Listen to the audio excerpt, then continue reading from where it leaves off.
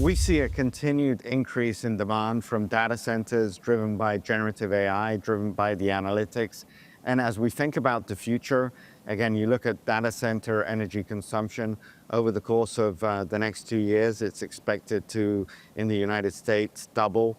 And you look at consumption, the cheaper it gets from an analytical perspective, the more you're actually going to consume.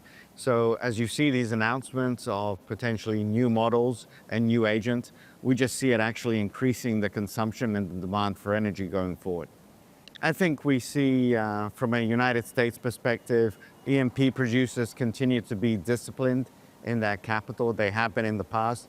They'll take advantage of the assets they have in place. We do see production in the US increasing, but it's going to be a factor of the oil price. It's going to be a factor of the supply and the demand, and they'll take that into consideration as they go forward.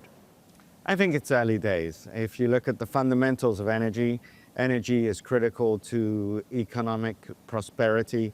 It's critical to the development of also consumption, and we'll see how it plays out. At the end of the day, with population increase, with also the aspect of energy demand, we see a continued theme of growth in energy demand as we go forward.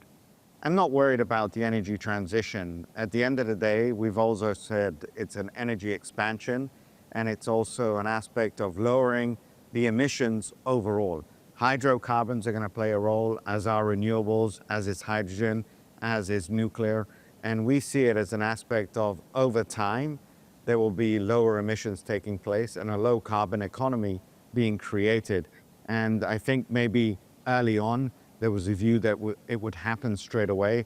It's going to take time, and the technologies that we're developing are going to enable that to take place.